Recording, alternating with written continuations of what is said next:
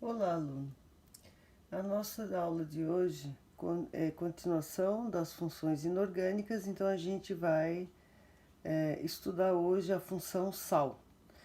O que vem a ser um sal? O sal nada mais é do que a reação entre um ácido e uma base que vai dar origem a um sal e moléculas de água, certo? Essa reação também é chamada reação de neutralização. Bom, no exemplo aqui da folha, a professora colocou aqui uma base muito conhecida, né? Ó, por que é uma base? Porque tem a hidroxila ligada ao metal, mais uma molécula de ácido. Por que é um ácido? Porque tem o hidrogênio no lado direito da molécula ligada a um ânion, tá? Então, assim, reação de base com ácido ou ácido com base, não tem problema aqui a ordem, né? É uma reação de neutralização que vai originar este sal aqui, que é muito conhecido, que é o sal de cozinha, e uma molécula de água. Bom, como que isso acontece? A ligação a ligação da molécula da base, tá? Ela rompe, né, quebra essa ligação aqui, formando cátion e ânion. O ácido a mesma coisa, quebra, né, a molécula, formando cátion e ânion. Então, o sal é a origem do cátion da base com o ânion do ácido. Ó, NaCl, tá aqui ele.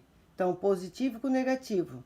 A molécula da água também vai sair do cátion do ácido, que é o hidrogênio, com o ânion da base, que é a hidroxila. Aqui vai dar uma molécula de água. Tá aqui ela, certo?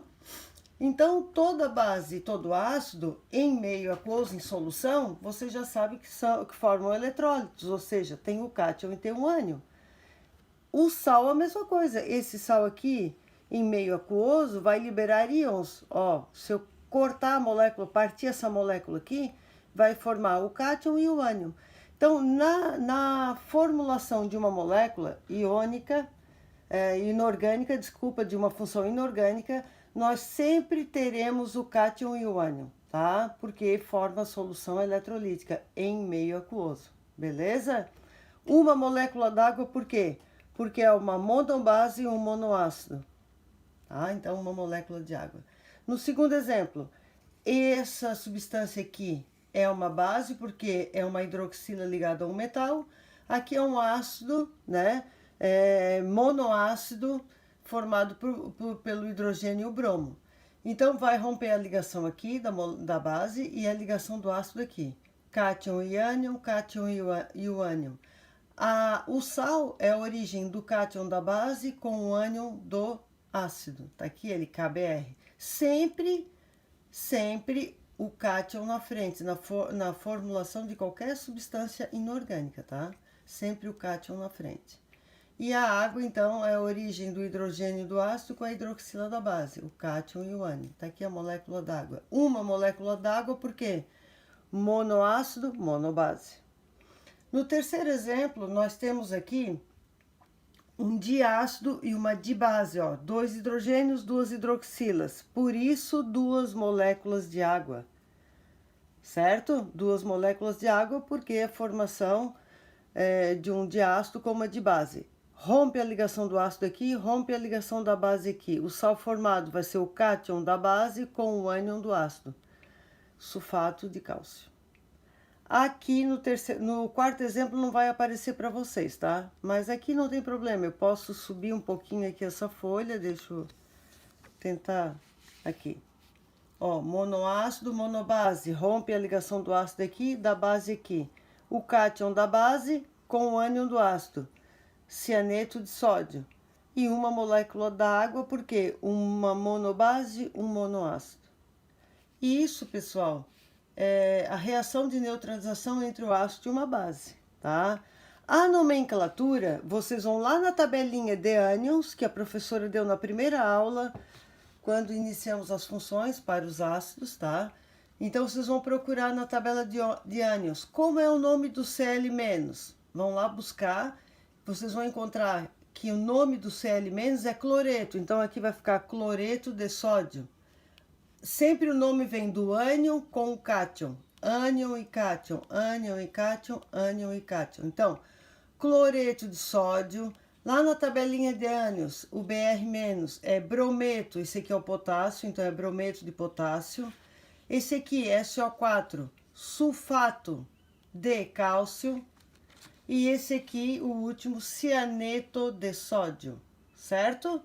Todas essas parte da nomenclatura sempre é o ânion com cátion, ânion com cátion, ânion e o cátion, tá? É de trás para frente o nome do sal. Beleza? Muito bem. Agora algumas características dos sais. Vamos lá. O sal são compostos iônicos que apresentam ao menos um cátion diferente do H, como a gente viu a reação ali, e no mínimo um ânion diferente da hidroxila, porque isso aqui vai para a água, esses dois, né? O cátion do ácido com o ânion da base forma água. Encontramos na natureza no estado sólido, geralmente sob forma de minerais ou dissolvidos, como no caso do cloreto de sódio ou sal de cozinha. Muitos sais apresentam sabor salgado. Alguns apresentam alta solubilidade em água e outros apresentam valores de solubilidade tão pequenos que não considerados solúveis, como é o caso do carbonato de cálcio, que forma o mármore, né? É insolúvel, tá? Conduzem eletricidade quando estão em fase líquida, ou seja, fundidos, ou em solução aquosas, porque nesses casos há elétrons livres, como a professora falou no comecinho. Geralmente são sólidos a temperatura e pressão ambiente, ou seja, a 25 graus é 1 atm de pressão. Podem ser obtidos da reunião entre o ácido e a base, que eu acabei de citar agora ali para vocês, tá? Bom, seguindo aqui, a dissociação dos sais. Quando um sal se dissolve em água, ele sofre uma dissociação, semelhante ao que ocorre nas bases, né? Visto que também é um composto iônico e nessas dissociações são liberados os íons, ó. No caso do sal de cozinha, né? O sódio é o cátion e o cloro vai ser o ânion. Então, cátion sódio, ânion cloro, tá? Esse aqui é o cloreto, esse aqui é o... unindo os dois vai dar o cloreto sódio. A classificação dos sais é simples, tá? Não tem muitos critérios. Em virtude dessa definição e origem, a classificação dos sais é realizada de acordo com a natureza ou tipo de íons que os constituem. Então, nós temos o sal neutro, o básico, o ácido, o duplo e o hidratado. O alúmen eu nem vou falar, tá? Vamos dar uma olhadinha em cada um aqui. O que é um sal neutro? Com apenas um cátion e um ânion, ele é resultado de uma reação entre um ácido e uma base forte ou entre uma base e um ácido fraco. Então, nós temos um exemplo aqui, né? Do ácido clorídrico com o hidróxido de sódio, como eu falei anteriormente, que vai dar o NaCl. Ó, tá aqui ele, ó, sal de cozinha. Ou o sulfato de sódio, né?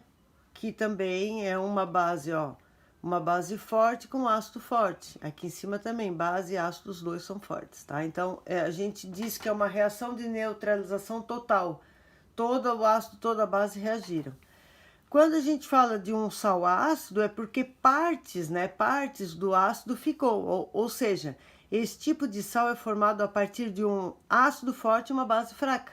Então, se o ácido é forte e a base é fraca, vai originar um sal ácido, porque partes do ácido vai ficar no sal, tá? Deu alguns exemplos ali.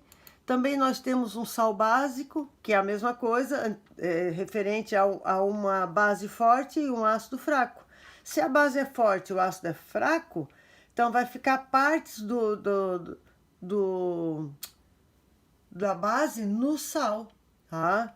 Por isso que vai ficar um sal básico, porque a base é forte e o ácido é fraco. O que é um sal misto ou duplo? Porque tem ambos, uma parte de ácido, uma parte de base, tá? Então, por isso que a gente chama de sal misto. E o sal hidratado é porque apresenta moléculas de água. Tá aqui. Por exemplo, sulfato de cobre pentahidratado. Então, apareceu moléculas de água junto com o sal. E o alúmen são sais formados por dois cátions ou um monovalente, com carga mais um. Mas essa parte aqui, pessoal, nem precisa se preocupar que a professora não vai cobrar, mas que existe, né? Ou trivalente, com carga mais 3. Um único ânion, quer dizer, no caso de um sulfato, e a água cristalizada, em forma de cristalização, tá? Tá aqui, ó. Esse é um sal de alumínio, porque tem resquício também de alumínio e ele é hidratado. Então é isso, pessoal. Nossa aula de hoje ficou sobre os sais, né? Na próxima aula a gente vai ver a última função, que são os óxidos. Beleza? Um grande abraço e bons estudos a todos vocês.